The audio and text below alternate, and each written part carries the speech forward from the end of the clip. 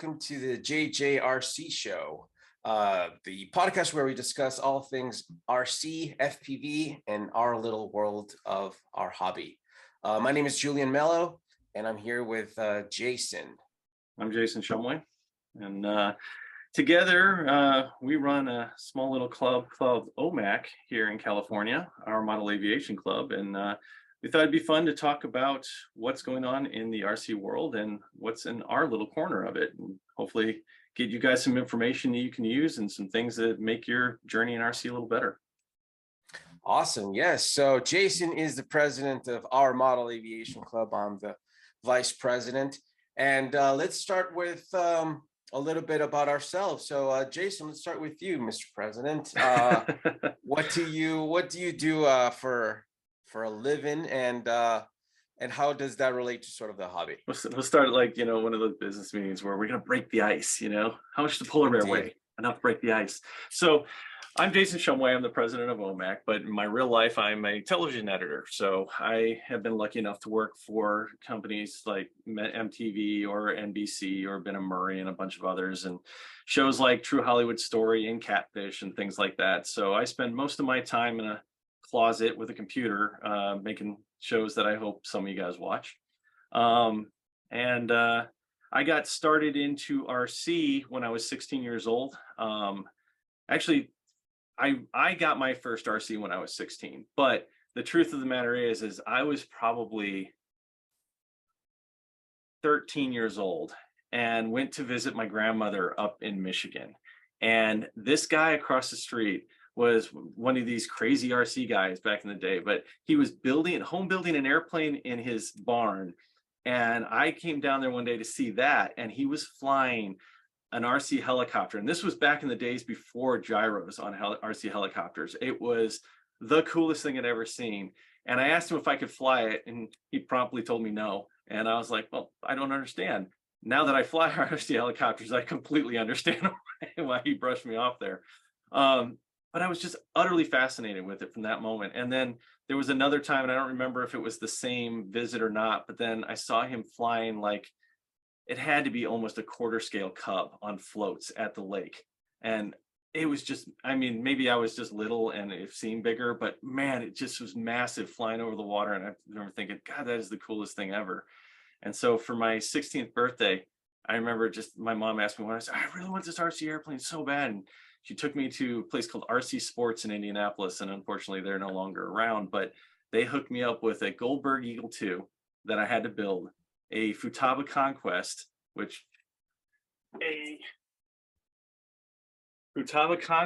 that I still have. This is my very first radio, and I built that thing and got it all going, and I would taxi it up and down the street because I was afraid to fly it, and then did not go on to fly it for like 5 years. Before I finally found somebody to teach me how to fly. But yeah, then moved out here to California to pursue my film dreams. I went to USC Film School and professionally started doing all that. Met another editor named Justin, who happened to one day mention that he was into RC and thought this really neat. Had this Goldberg Eagle something mini. It was like a smaller version of the Eagle 2. And he and I were like, really? I got an Eagle, man. This is great. We should fly him someday. And then that became a lifetime of money loss and broken props and things that I have loved to death to this day. And we kind of fed off each other and then just expanded our range and knowledge and everything else. So it's been quite the journey. And now I'm regrettably 46 years old, full into adulting at this point, I guess, and I'm hanging on to this desperately to keep my childhood alive. So, Julian, why don't you introduce yourself to our world here? All righty. Well, yes, I'm Julian Melo, and professionally, I'm a project manager for Rolling Stone magazine, Billboard as well, and I basically coordinate all the web stuff. A lot of just boring coordinating come from a front-end web developer background, so I do have the coding skills, and now I just manage groups of people. So yeah, that's what I do on my regular day-to-day basis, but I'm always dreaming of going to the field in the next project, RC related. And I guess the RC bug bit me. I guess it was my dad was really into RC. He was a pilot. And one of my first memories was always being around balsa planes and to the field. Just pictures of my mom, super pregnant with me at the field. So from there, when I turned, I think it was 12, I got my first plane. It was a PT-40 for him. Oh, nice. Great planes, built that. I didn't fly it for many years. And that one got lost. I built a second one when I was 19 years old and I moved to California. And yeah, I learned how to fly that nitro plane. That was an OS 40 engine, JR radio, and ever since. But I've always remembered always wanting to combine the sort of video and RC. So that first plane of mine, I cut a hole in the belly and I put a webcam on it. It was like an Intel webcam with a little servo mechanism to take pictures. So I remember having those dreams of FPV from back then. But I think the real dream of FPV and being in a smaller cockpit comes from, I remember this was probably 1999. It was a soccer game, Colombia versus Brazil for World Cup qualifiers. And at the stadium, they brought out this RC helicopter with television equipment on it, and it was flying around the field, and it was transmitting a live broadcast of the announcers, and that just blew my mind. That was a company called Copter Vision.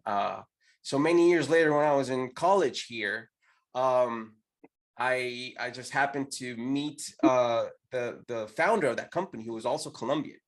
Copter Vision. They had a warehouse in Van Nuys, and they had a lot of their R&D there. So they did a lot of early photography, videography. We're talking like early 2000s. I interviewed the guy for one of my college papers, and yeah, so that's sort of I've always wanted to put a camera on an RC craft, and that's why usually I'm really into FPV. I think that's the root of it. Accidentally muted. There's a funny little connection there because when I was in college at USC, I worked on a film and we hired Copter Vision. I'm almost sure it was Really? Copter Vision, and they brought out this helicopter with a.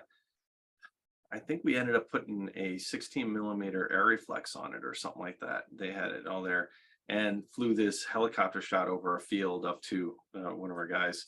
It was fascinating to see all that happen, and that would have been 98, 99, right around that same time. And Yeah. I think it was the same. But yeah, I mean, there was a lot of neat people doing a lot of neat stuff there. And it wasn't even too long after that Fat Shark dropped their first goggles that were more consumer based rather than the more DIY commercial stuff that people were developing at the time, like Copter Vision and stuff like that. But they dropped their, I think they actually called them aviators or something like that.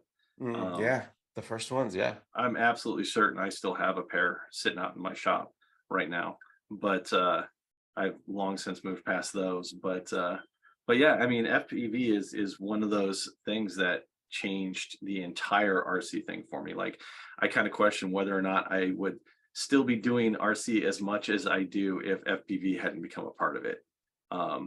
It's changed it just the has a whole whole different experience. dimension. Yeah. And it really has become now, two different ways of flying, line of sight and FPV. And the line of sight has its own thrills and everything else. And FPV, man, that being in the plane and soaring again, back in 2004, I got my pilot's license and flying Cessnas and stuff like that. And it kind of took me out of the hobby for, a year and a half while I was doing all that. But as flying has just gotten exponentially more and more and more expensive. I think the plane I rented when I was learning was $70 an hour, and now it's $150 an hour. Plus just all the ancillary things and gas. God, don't even get me started on how much gas has gone up. But to kind of scratch that itch, to feel like you're in the air again, FPV is really doing that. And, Yeah, so let's take a little step back and let's explain to our viewers / listeners what FPV is. FPV stands for first person view, and it's basically when you attach a camera to a flying radio controlled craft, a camera with a video transmitter. And then you receive the signal on the ground, and you're basically flying the craft from the pilot's perspective, as if you were in the cockpit of this tiny little RC craft. So that's and that spawned a whole, basically the drone scene that exploded, I don't know, 10 years ago with DJI and being able to fly with your tablet and around that helped a lot of people get into the hobby, and that expanded also the possibilities for us regular RC folks with all these new cool toys that we get to attach to our crafts. And I mean, DJI had come out with the Phantom, which was, you could attach a GoPro to, and the GoPros had just hit the market and we're changing the world of action sports and everything. And then but they didn't have FPV at the time. It was just a GoPro hard mounted to the bottom of a Phantom. And then right around that time, Fat Shark dropped the Aviators, which were a 2.4 gigahertz video transmission system, analog based. It was, I mean, it was a messy system by comparison to today's stuff, but it was amazing. And it actually, I put one on my my Goldberg Eagle 2, and that was the first FPV I'd ever done. Had a little camera up out of there and flew that like crazy. But as 2.4 gigahertz controllers started coming out, then suddenly that needed to change because you were getting stepped on by signal. And so that transition moved the videos up into the 5.8 gigahertz range, and so there was some separation there. Unfortunately, you also gave up distance penetration, which will become a bigger thing more nowadays with drones and stuff like that. But it was an interesting move in the RC world. And then independently, you had the guys who were ripping apart Wii controllers going, I could use this to make an aircraft that could fly, because that accelerometers were a new thing. And so you had all the Wii, what was the operating system called? It was like Wii something. Multi-Wii, thank you. And actually, we still use that to this day. Betaflight, they uses a thing called MSI, and that stands for multi-Wii. Is it multi-Wii standard interface, and it stems from that, because the cheapest way you can get a gyro was from the nunchuck of a Wii. Yeah. So people were grabbing the gyros and then putting them on Arduino boards, and making their own flight controllers. So let me ask you, what was the first drone that you saw? Like, what do you remember your first one that wasn't a DJI product? The first home built you saw? Probably a flight test. No. Simple tricopter that I actually bought. Wow. Yeah, it was a wooden kit with the servo in the back. Some guy in RC groups would said the kit, you just put it together and make your own tricopter. And that's how I actually learned how to fly multi-rotors, with a big old tricopter. Do you remember the old flame wheels? Yes. I remember way back, it was right around that time when the flame wheels had come out, and this was still kind of pre-FPV, but this was a flame wheel mounted up with a multi-Wii, and it was flown at the Apollo 11 field in Van Nuys here in California. And I remember looking at that thing because I was really into helicopters at the time. I was flying a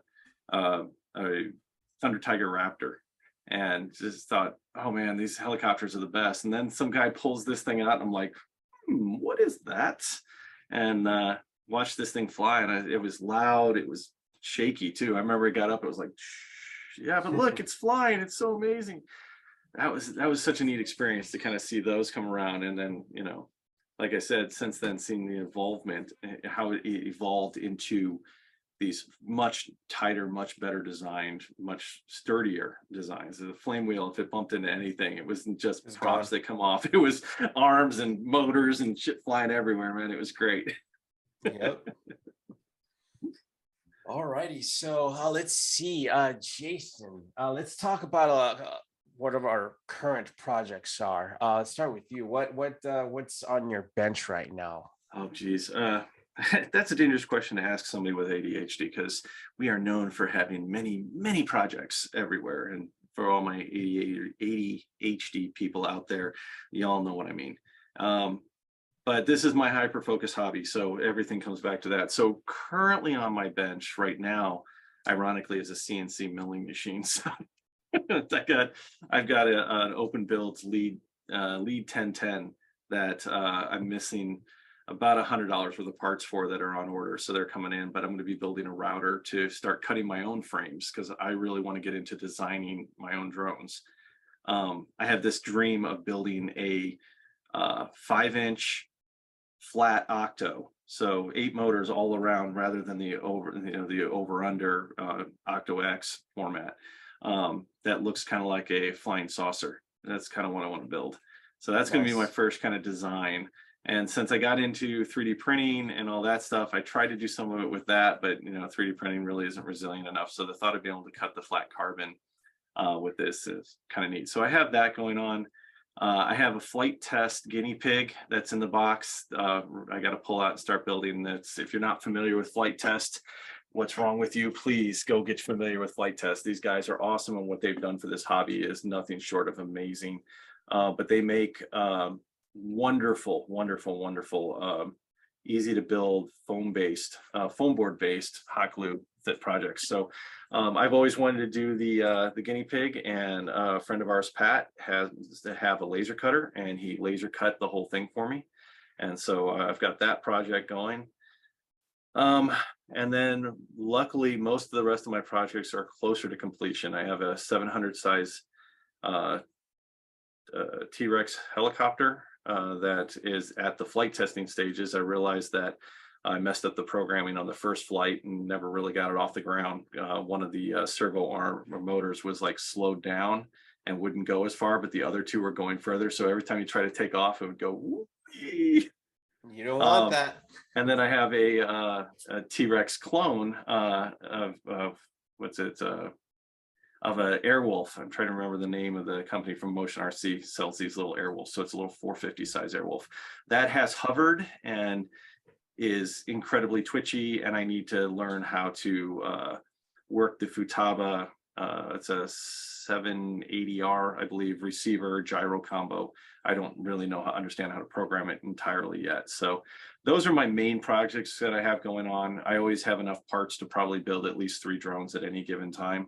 And then I happen to have a Futaba 32MZ that I got for Christmas last year, and I've been slowly moving all of my models over to it. So this week's project is to get my Nexa Bronco, which is a giant scale twin Bronco, gorgeous model, moved over to that radio so I can start flying it again.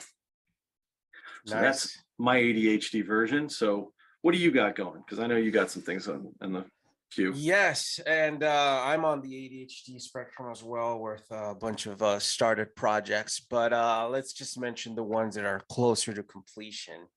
Let's see, the first one I guess is I want to build a tri-islander. Nice. So that I've got the plans from the AMA. I scanned them, I shrunk them down. I want to make a smaller version of the plans available, maybe like a 7-inch prop version of the plane. So that's on the workbench. And mainly I've been dedicating a lot of time to figuring out how to tune iNav. I recently put iNav on Draco from E-Flight, but the stabilization and all the features do not work very well on iNav. So I need to go in there and tune. So next time I'm at the field, I'm going to be there with a laptop hooked up to Draco to try and change settings, because eventually I want to get Draco to fly missions automatically. So we can chase him, just have him do a pattern at a constant altitude at the field, just do a circle, and so just chase a plane doing circles by itself. That would be fun. So yeah, those are that's part of my longer term goals, is to learn iNav a little better. I have a lot of experience with Ardu plane, that stack, but it's a little outdated. There's a lot more movement in the iNav world. So yeah, that's where I'm at currently. With the Ardu pilot, or whatever, however it's pronounced there, were you using Mission Planner and stuff like that too? Yes, I was. Controls, stuff like that. I have one drone that runs on Ardu pilot or Ardu copter. I have a Hex, a meter size Hex, so it's a big camera platform that I built up. I'm actually that's another one I got going. I rebuilt that Actually, that's a fun one I should have mentioned earlier because it's a big platform, but the batteries were underslung and then the gimbal underslung under that. So it was very tall, I guess you could say, but it was neat because the landing gear would fold up during flight. I wanted to get the gimbal up a little tighter, bring the center of gravity more around the props. So I had seen some guys on other drones who mounted the batteries on top, but there's no real good way to do it. But I hunted down some risers. They're like 40 millimeter, no, 50 millimeter risers. But instead of having female screw holes on each end, one has an actual screw, a male end, and then the female end of the other. So on the riser that goes up to the top plate, I can then screw this into that riser to hold the top plate down and then raise battery platforms up above it.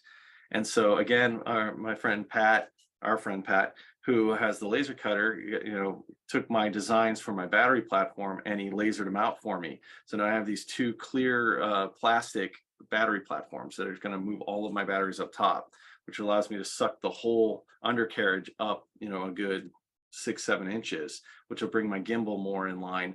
And then still with the landing gear getting up out of the way and everything, it's going to be a really fun little project. But my hope is that in the future, I would love to see iNav, get all of the features that like an Quadricopter has and everything. I've always felt, and you have more experience with iNav than I do, I always felt like Quadripilot was kind of a lot of where the autonomous flying was done at, and iNav was more long distance flying right now, where you had a lot of automated features but not quite as much automation like Quadripilot. I mean, what's your thoughts on that? Yeah, Arduino is more geared towards mission planning, and it's the interface to create missions is a lot more intuitive and a lot easier. The documentation is a little better on the Arduino sites, just because that project's been around for a lot longer.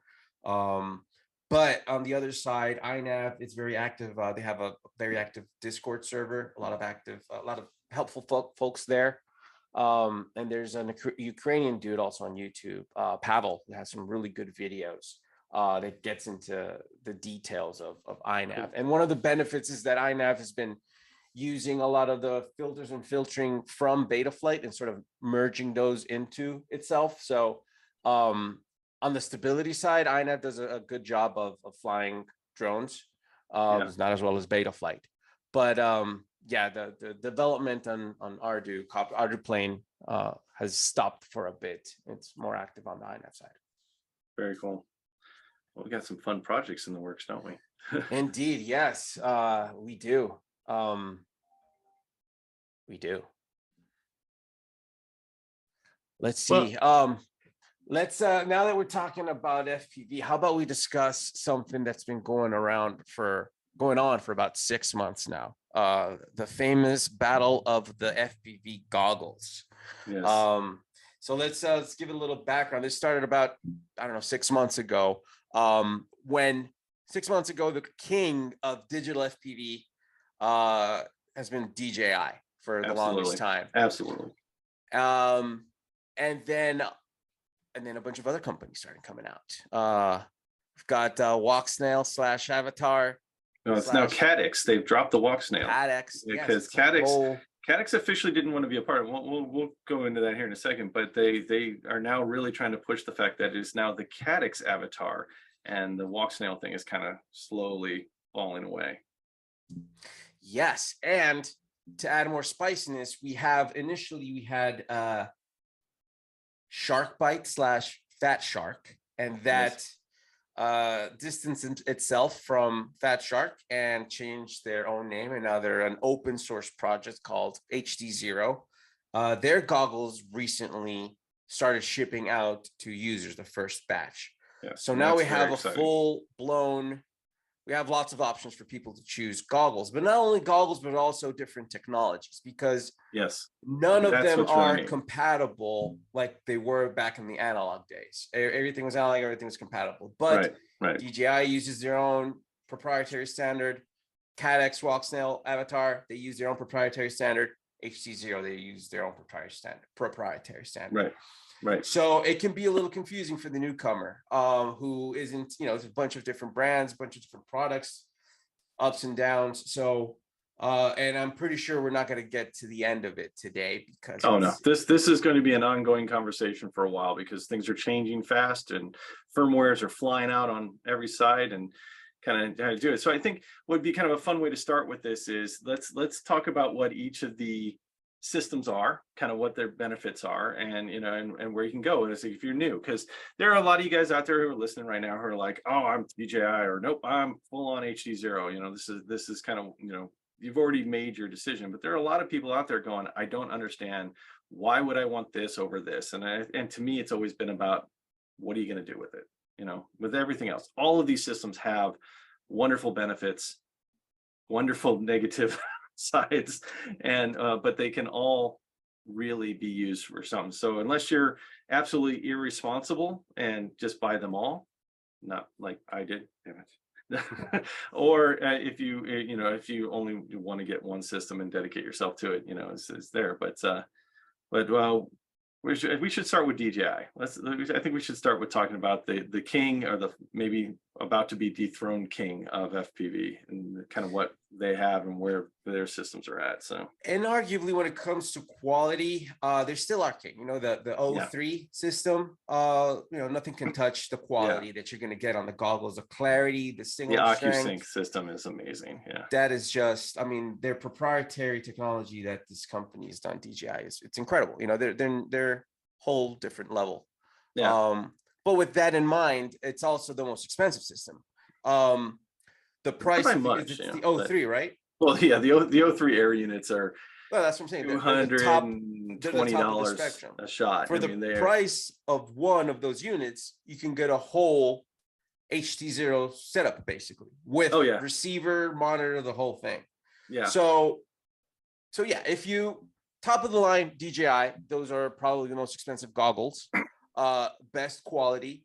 Yeah. Well, and with the DJI, you have a couple of options right now, because and this is my favorite part about the way DJI named their stuff. You have the goggles 2, and then you have the goggles version 2.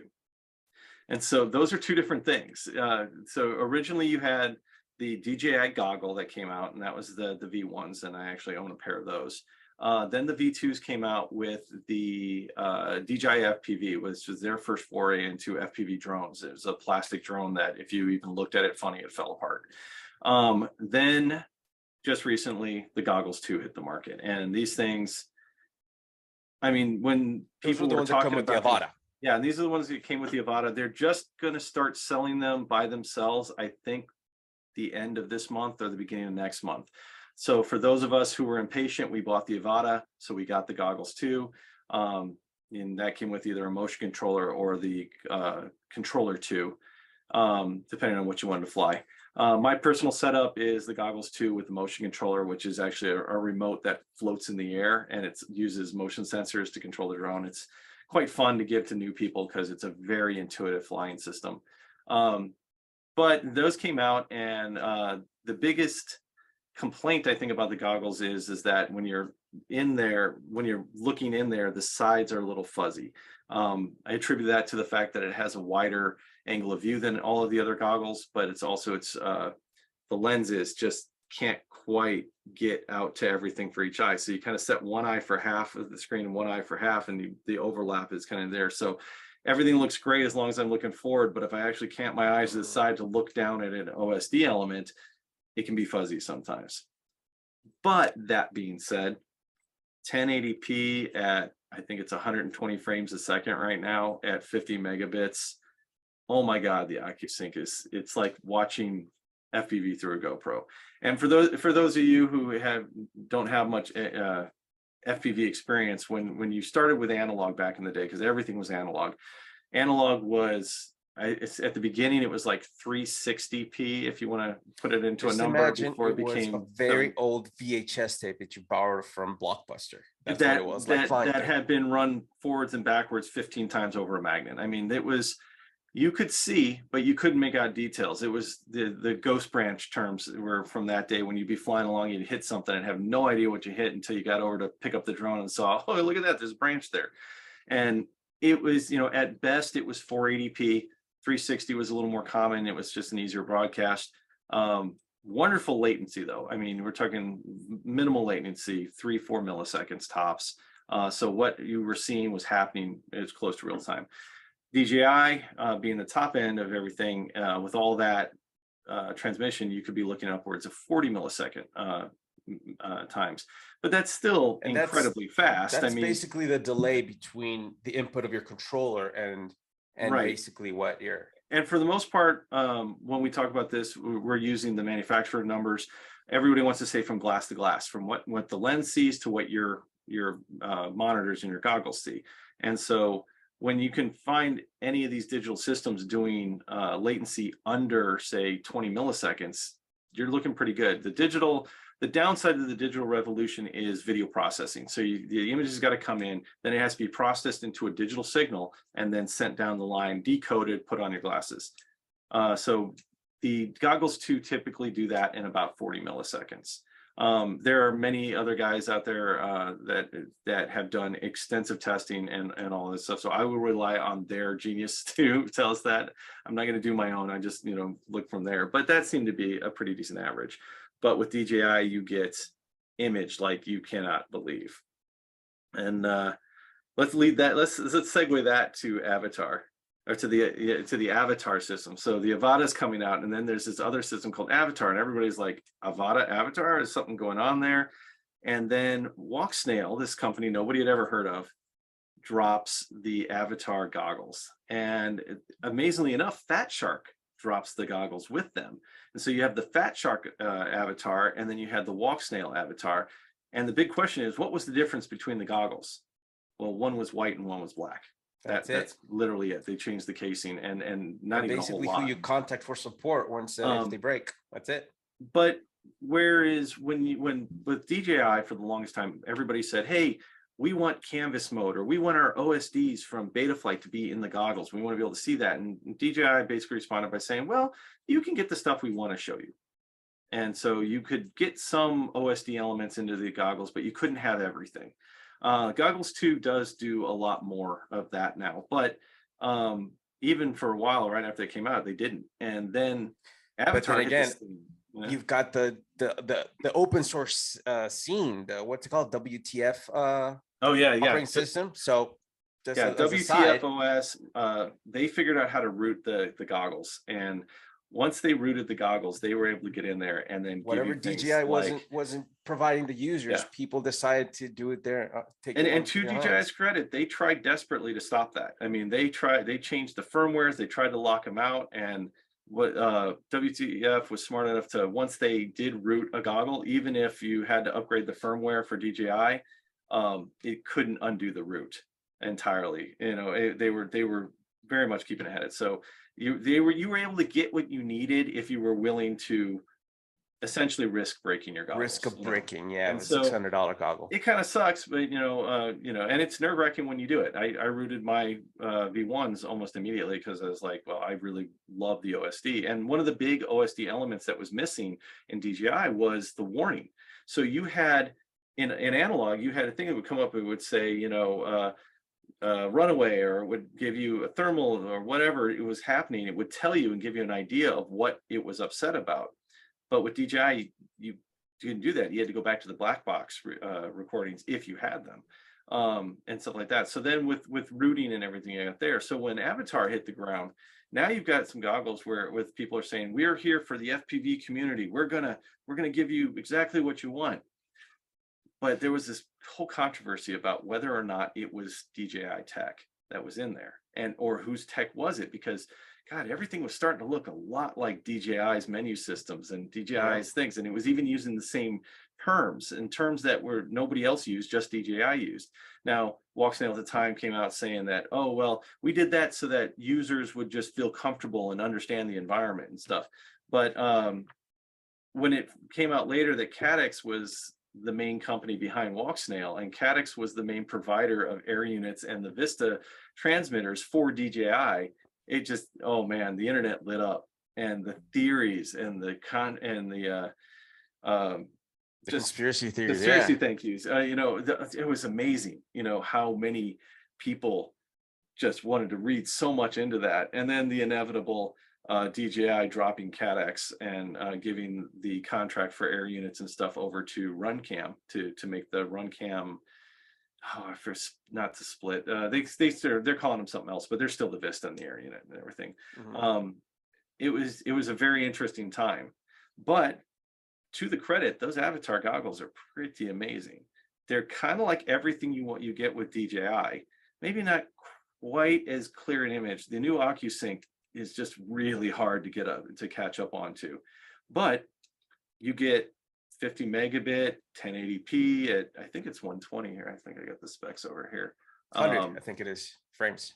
It's well, you got 1080p OLEDs on the goggles. You got full canvas mode. You've got HDMI output and stuff like that. Yeah, it's not giving me the frame rates on here, but yeah, it was like 100. Yeah, 100 frames a second. Yeah, and yeah, it's really incredible, and the views are absolutely stunning. And so as far as a solid system, this one came out and seemed like it was going to replace DJI. And then, like anything else, when they're trying to get a new startup product out, they release it. In my opinion, they released it probably about one firmware version too early. And the first couple of versions of firmware were bricking goggles when if you didn't complete your firmware correctly, there was no way to save it. It just killed it, and you had to send them back and do some hard reboot. By about the fourth or fifth firmware version, they fixed that so that it would stop. It would leave a firmware on there until it was done installing, and then it would erase the old one. So that was a big improvement for that. But they've been slowly but surely getting better, and they really run under this whole "we're here for the FPV community." And after a few updates and people getting kind of upset and everything, they were like, you know what, we're going to slow down the updates, and we're going to try to fix things right before we do that. And so they've kind of slowed their roll a little bit, which is good. They needed to, and they've been doing that. And then the rumors about what's the gentleman who developed HD0? What's his name? Do you remember? Carl Zhu. Carl, yeah. And the rumors that Carl's developing something. He's got goggles. He's going to come out with this thing. And he had originally paired with Fat Shark for Shark Bite. Yeah. And then I don't know why, but Fat Shark just dropped Shark Bite entirely. And I don't know if it had to do with the Avatar deal. That has to do with military / stock reasons. This is around the time when Fat Shark was acquired by Red Cat Holdings, the same people that own Rotor Riot, and they were shifting priorities. So behind the scenes, a lot of stuff that we can only speculate. Right. But yes, so then HD0 comes in about a year ago. Thing with HD0 is that they didn't have goggles up until a week ago. So they had a module that you can attach to existing goggles, Fat Shark goggles, whatever goggles people had around. And they gave you a variety of transmitters, cameras, and with the promise of everything being open source. And yeah, up until this point, everything about HD0 has been open source, even from the design of the goggles. If you want, you can download the files and like print the physical representation of the goggles yourself. So even the firmware, if people want to expand on the firmware, all that stuff is open source. So as I mentioned recently, about a week ago, HD0 launched their goggles. They've even launched them with the discount, $100 discount. And these goggles seem to be, in my opinion, the goggle to get if you are into a bunch of different systems. If you still have analog, you can use these because it has a little backpack feature where you can plug in an analog module and use your old analog stuff. If you want to use a walk snail, you can attach the walk snail, a new video receiver, to the front of the goggles, because these goggles have HDMI in, and you can use a walk snail. Walk snail has a combo for $200 where you get a transmitter and a receiver. So if you want to do that, or just get the native HD0 signal, which is what I currently use. And basically, I use HD0 because I'm not a fan of goggles. I have a pair of the old Fat Shark, forget what they were, but I used to use them. Yes, Dominators, the V3s, I think they are. I used to use them when I used to race at night, drones in parks. But I do long distance stuff, and I have problems adjusting between line of sight and goggles. So I prefer to use a monitor. That's what I use. But yeah, that completes the third or perhaps fourth option, which is HD0. So let's do a quick recap. We've got the King, got DJI with the Yeah. O3 system. O3, right? No. Yeah, the OcuSync. So OcuSync. OcuSync OC. So when you see the air unit, it's not 03, it's the letter O3. And so it's for the OcuSync 3. So we've got those. And just to give prices change all the time, but the goggles around $600 for the DJI Right. Goggle 2. And the O3 is about $230 for the unit. Yeah, so I got the goggles 2, the DJI goggles 2 at $649. And mind you, that does not come with any sort of transmitter. It is just the goggles by themselves. Which one would you do? Was the walk snail you said next? Walk snail, yes. Those are 600. I'm pulling it up right now here. So the Avatar HD system, they are, oh wow, they got all sorts of new combos now. Now it comes with, it's your first video transmitter on that, and right now they're listed on Caddx for $688, but that's with a transmitter, and so those transmitters are about $150 each. And also now they've got one that's paired with the Caddx Walnut, which is a little action cam for $799. So all sorts of fun combos on. Oh, and also before we forget, the lower end of the spectrum, they have Fat Shark has lower end goggles. Yes. They are box goggles basically. So they're not fancy OLED screens with individual adjustments. They're basically just, box goggle that you wear. Yeah. But there's around $200, so you can get into the HD action for around that. And that'll pull you in on the Avatar system. So yes, and HD0 also has two different options. They have they recently launched in partnership with FreeSky a radio where you can also get a little screen on top, a 5-inch screen with built-in HD0 receiver, which is around $200. So those are different options if you want to go a little bit on the lower end. You can use a box goggle or a 5-inch monitor hooked up perhaps to a larger monitor at the field. So something I think it's important to also mention that I don't think we covered with the HD0 is, okay, so we have all these options. You still have analog options. There's all sorts of analog goggles out there. And if you're looking for cheap ways to get in, analogs are the way to go. If you want the high-end analog, look up a system called Orca. If you want, regular kind of that, go to Fat Shark. Okay, so that we're not going to cover analog as much as we're talking about the digital war right now. But so you have DJI and Avatar, right? And I think we described them. They're pretty similar in many ways in the way they transmit their video, their latency of, let's just say it's an average of 40. I know the numbers can go up and down depending on settings and stuff like that, but we'll just say 40. Here's the reason why HD0 is so interesting. Its glass-to-glass latency is reported as 3 milliseconds. It is insanely fast to go from what you're seeing to what what your camera sees to what you see. It handles its digital completely differently than DJI and Walksnail and Caddx do, or the Avatar. I'm going to keep saying Walksnail for the longest time because that's what I remember it as. They have a system that the camera sees it, sends it to the goggles. If the goggles detect an error, it sends a signal back that says, hey, resend that. And it sends the clean image again. So that kind of defeats interference. And you end up with absolutely beautiful signal. And that's how you get these GoPro-esque images. The HD0 on the other hand. But you get it with the penalty of a little bit of latency. So it's with not a lot of latency, to be perfectly honest. With you're picking up almost 20 seconds or 20 milliseconds of latency for that process. So and this is the difference between hitting the tree or hitting something and maybe not. So like high-speed racers, people zipping around at 80 miles an hour on poles, this is where it makes a difference. And this is where the HD0 comes from, the name, the zero latency. So high definition at zero, it's not zero latency, but minimal. So yeah, but as you mentioned, I suffer from this all the time with HD0. The stuff, it cuts out like analog. It will start snowing and degrading because they do not prioritize quality. Right. They prioritize speed. Now, So before anybody starts thinking like, well, obviously, why would you go with that? There's no reason to, because the image is incredibly beautiful on the HD0.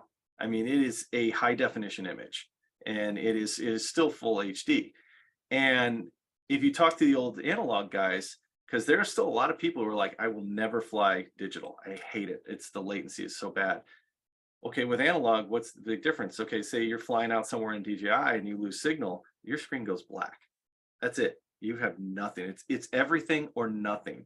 Whereas with analog, you start getting fuzzier and fuzzier, and you'd be surprised how fuzzy a screen can get, and you can still fly and still get your stuff back to where it is. signal degradation. Yep. And with HD0, you get kind of all the benefits of analog with a good chunk of the beauty of HD all in one package. So it is a very, very neat proposed, alternate system to the more where now becoming the traditional HD systems, like Avatar and DJI. And the other thing that I like about the HD0 sort of venture there is they've evolved a lot. Some of the earlier transmitters had a lot of undesirable features, like the antenna connectors will break off. They were very delicate. But these newer versions have pretty much eliminated these defects or these problems that they had. They've added reinforcements, and the latest versions of the HD0 stuff, they're very solid. They work, they don't break. So, and they're very active in the community. I'm part of their Discord server, and they take input from people. And so, yeah, that's the other end of the spectrum. So it's very hard because people come to us telling us, hey, make a decision for us, but it's really hard because it's basically, what do you want to do? What do you want to accomplish? What have you done? Where do you want to go? Are you even interested in doing FPV? Is it one of those things where you're going to dip your toe and bail? Or is it one of those things where you're going to be into this forever, kind of like Jason and I are? So it's very one of those things. So we might as well discuss politics or religion or preference in FPV transmission system, because it's just as controversial. Anyone who listens to this right now is going to be like, they're wrong. They're completely wrong. It's got to be fill in my favorite system's name here. That's the only one that you should start with. But I think, for somebody new coming into this, it's fair to kind of, bring up what is the advantages and what you're going to do. I think if somebody is wanting to tip their toes into this and just have an experience and see if it's even something they want, get into an analog setup. Right now, there are cheap, is it Sky Zone? There's some other cheap goggles out there that are like under $150.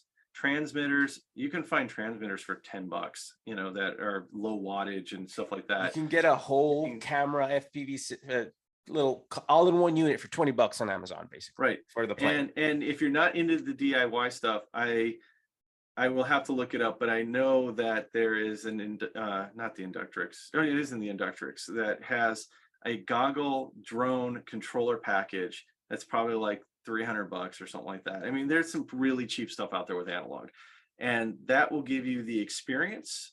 The image quality is going to be analog. It's not going to be great, but if the only thing hooking you to FPV is the image quality, well, get a GoPro and put it on your plane. You don't need to see it then. That's just and you'll have amazing footage when you're done. But the thing is, the experience of flying, of being in your plane, that's what FPV is going to hook you with.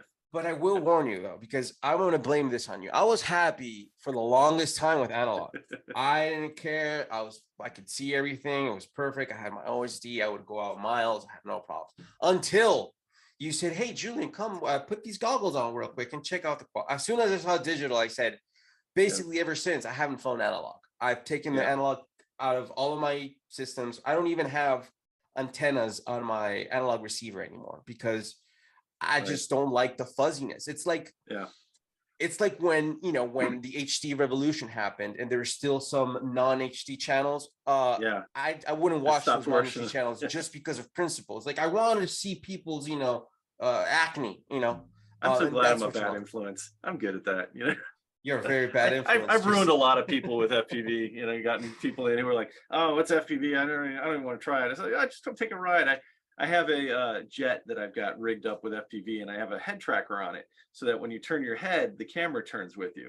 And I'll take people and sit them next to me, put the goggles on them, and they're looking around, and I'll just fly line of sight. And oh my God, the number of people who have been like, okay, how do I get one of these? What do I got to do when they're done? Because it's an experience, you know, especially on FPV and airplanes and stuff like that. But yeah, I mean, I totally agree with you. The quality is something. And that's why, for me, I would recommend people more start with one of the major ones, you know, HD0, Avatar, or DJI. And again, like you said, what is it you're planning on doing?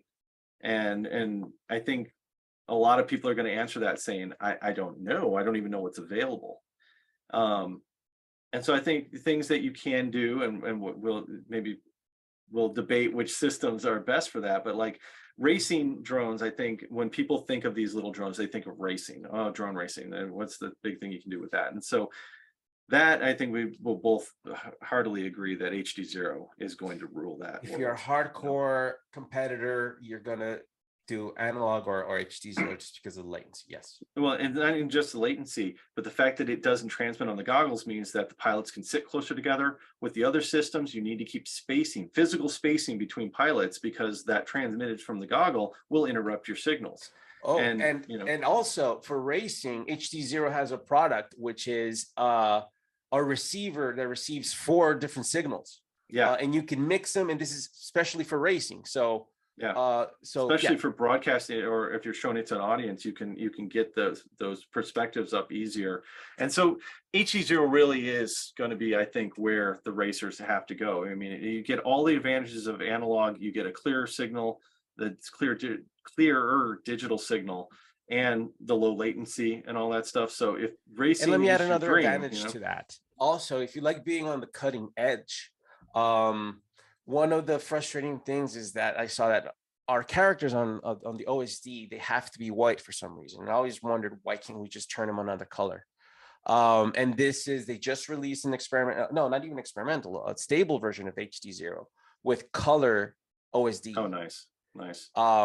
So maybe will DJI or the other ones catch up, but you know, the new latest features are probably going to come to HD0. Yeah, I think that's one of the big things, is that the Carl who's developing all of this stuff really truly is a part of the community. Like, you know, there are forums and stuff, and he'll pop up in there and actually talk with the pilots, talk with the people who are going to be running these systems. And he's really down and determined to make sure that his system meets everything the community wants. And so I think in terms of which systems are going to develop the most, and being an open source system, you know, I cannot imagine how many people are going to start dipping their fingers into redesigning the goggles because the CAD files are available, or redesign or adding stuff to the system. And, you know, you're going to see GitHubs everywhere for HD0 stuff, I think, and you're going to see a lot of, you know, people come in and throw their 2 cents into the mix. And if they manage it right and bring in the right things and everything and give you, you know, options, you'll have multiple builds that you can do. But if they start integrating some of the more popular ones into the main build, then those of us who are not hackers, who are not these, you know, tinkerers or, you know, creators and stuff like that, will still get the advantage of flying with all that. And I think for me right now, that is the only goggle I don't own.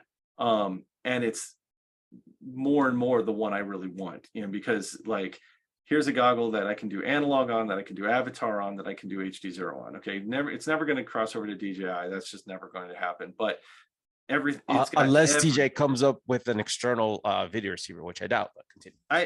Yeah, I'm highly doubting that's going to happen too. They seem to be really against that for some reason. Although a lot of Hollywood people are using DJI because it is so pretty for that, and DJI does like feeding the Hollywood.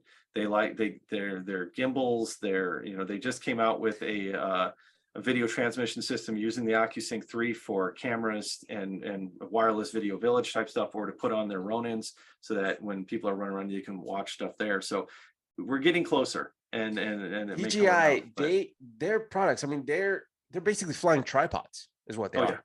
Yeah. They're incredible in terms of that. So let's end our racing part here and say, okay, so if you're going to race, I think we both agree HD0, that's where you want. maybe where you want to go regardless, but that's this. A part that I really enjoy flying, and since we kind of hit there, is cinematic flying. And this is a little bit of a different style. It's can be a little bit more like freestyle, where, you know, with all the tricks and stuff that you're doing, but it's more to be a flying camera. You know, it's so the tricks are more about getting good looking shots. So they're not going to be these really fast rolls and everything else. They're very smooth rolls and dives. And there's a movie on Netflix right now called Red something with Ryan Reynolds. Oh, and Dave Bautista. Yeah, and Gal Gadot. So in this one, it's The Rock, isn't it? Or is it Bautista? I don't remember. Anyway, it's a wrestler. Yeah, it's one of the wrestlers. If I remember right, Johnny FPV flew for that show, and it starts off Europe, with this right? Nice high shot over the city, and then the camera just kind of turns over and then comes down, dives in right down on the road, and flies right up to a car, and just starts tracking with this car. And it is an amazing shot, something that Hollywood couldn't do with helicopters because you can never get that close to the car in the end. And I think it's, to me, one of the more fascinating things to do. Julian and I both love chasing airplanes in the air and all that stuff. And that all kind of falls into that cinematic style. And this is where the choice of your equipment gets really interesting, because you got to kind of decide, are you doing it for you, or are you doing it as you want to progress into a professional environment? Because if you do, you need to get your video signal out so your director or your producers can see what it is you're shooting. Because now you're going to be a part of a film production, and nobody trusts you just to get the right shot. They have to see it. So either you'll be doing all the shots and you got to stop down and play them all back for everybody, or you get your video out. Now, in this case, HD0, their new goggles have HDMI in and out, which is absolutely gorgeous. I mean, it's one of the things that none of the other goggles can do, is both in and out. The Avatar systems give you a simple USB-C output that will, if you get a USB-C to HDMI cable, you can just plug right into a cable and go. Then you hit DJI, and it's ironic that I think many of the guys who are doing this now do fly DJI because the image is so pretty.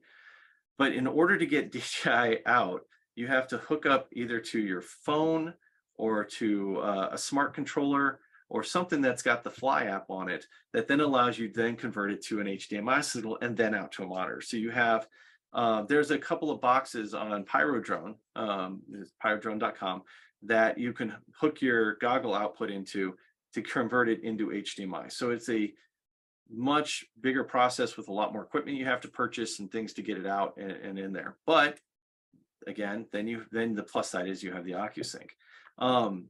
All three systems, I think, are gorgeous for that. But right now, I think that the Avatar system might be one of the best for that. It's such a simple process of getting yourself out to Video Village so that everybody can sit and watch and see what you're doing. Once it's to the HDMI signal, then your video guys can go nuts. They can put it into a HDMI splitter / router type thing that then can split it out to monitors or whatever. You can hook it up to the video transmitters. The director can be on his mobile walk or whatever and see what you're doing. So that's kind of a fun place to be right now, because Hollywood is really trying to figure out how to utilize these systems for more stuff. And you're going to see more and more movies. What's his name? Vanover just did a movie with Michael Bay called Ambulance. And I've seen a lot of the shots. I haven't seen the movie, so I don't know where they're at in the movie. They're like down the LA River. Right? Yeah, they're all over the place. But there's a neat shot I saw in one of the behind the scenes where he's flying and they jump a car over the drone as it comes in. So he flies under the car in the air and stuff like that. So I mean, there's lots of neat stuff out there. It's not just DJI's. Phantom platforms were very famous for their slow helicopter shots, establishing shots, instead of hiring a, huge helicopter crew to come out and shoot this shot, you just throw this thing up and now float around. And cameras are so good anymore, digital, they blend with the ARRI Alexa stuff beautifully. So, but so all three systems could be very neat there. So if that's an area you're wanting to get into, you can almost start wherever you want. but I do think DJI is starting to lose that battle. I think they've been the king for so long. They need to do some improvements in there to make it easier for professionals to interface with their colleagues on these shoots. Yep. Then, All right.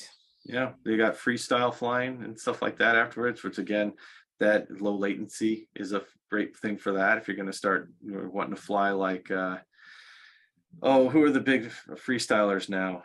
I always remember Mr. Steele and Ladrib and those guys, Schizo, and all those guys back in the day. But flying crazy like 3D helicopters doing stuff like that. And again, I think you're going to see a lot more of those guys going to Sharpoo.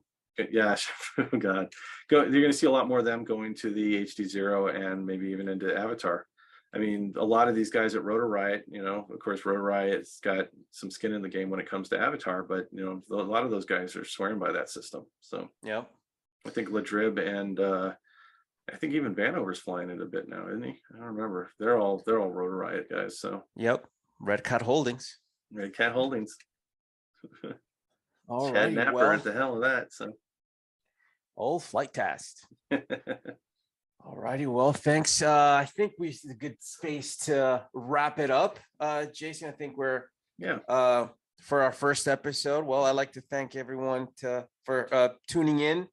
Please make sure to leave comments. This will be on all your favorite platforms. So leave us a comment, send us an email to feedback at what's our website, Jason? Oh yeah, put me on the spot. We have a website. We'll put it in the show notes, yeah, but we'll have an it'll be there. It'll be below.